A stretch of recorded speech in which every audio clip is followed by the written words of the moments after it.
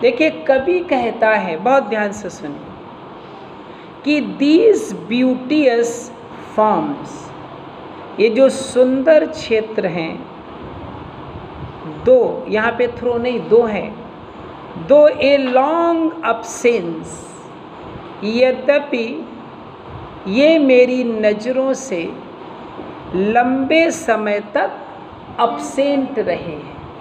ये जो सुंदर स्थान है ये मेरी नज़रों से लंबे समय तक अब्सेंट रहे, have not been to me, लेकिन ये मेरे लिए ऐसे अब्सेंट नहीं रहे हैं, एज इज़ ए लैंडस्केप, जैसा कि कोई प्राकृतिक क्षेत्र रहा हो टू ए ब्लाइंड मैन्स आई, एक अंधे व्यक्ति की आँख से।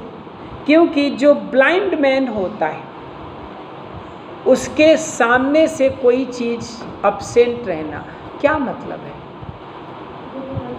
उसको कभी वो ना याद कर सकता ना उसको महसूस कर सकता। But the poet says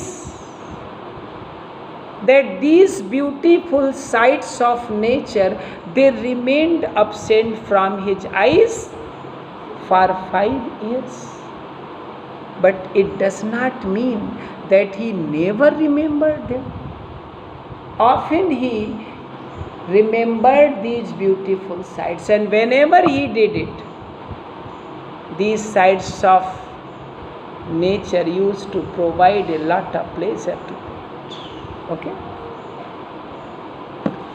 but लेकिन ऑफ्ट अक्सर इन लोनली रूम्स, अक्सर अकेले कमरों में, एंड मिड कहते हैं यमंग द डिन माने शोर ऑफ टाउन्स एंड सिटीज़, अक्सर कस्बे और शहरों के शोर के बीच, I have owned to them, मैं तुम्हारी ओर ही मुड़ा हूँ, या मैं तुम्हारी ही ऋणी रहा हूँ, मैंने तुमसे कुछ ना कुछ लिया है।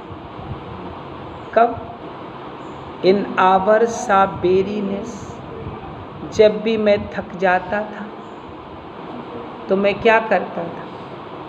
प्रकृति के इन्हीं सुंदर दृश्यों को याद करता था, और जब याद करता था तो sensation sweet felt in the blood, तो मेरे ब्लड में एक सेंसेशन, एक स्वीट सेंसेशन महसूस होता। The poet says that whenever he remembered these beautiful sights of nature, he used to feel a sweet sensation in his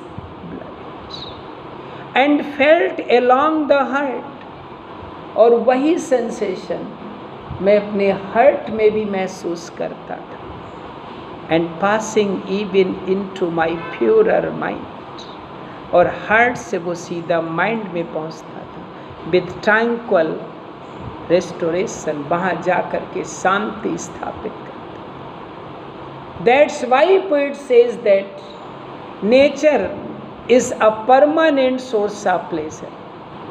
Whenever the poet feels sorrow, whenever the poet feels disappointed, frustrated in his life, the beauty of nature gives peace of mind to poet.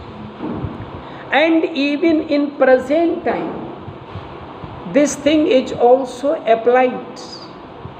It is only nature which can give peace of mind. It is only nature which can give inner happiness.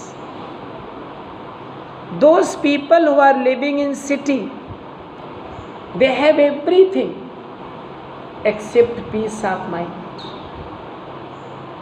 That's why you must have seen the people of city going to village, going to close to nature, because they also know that it is only nature which can give them happiness, pleasure, inner satisfaction. Is that clear?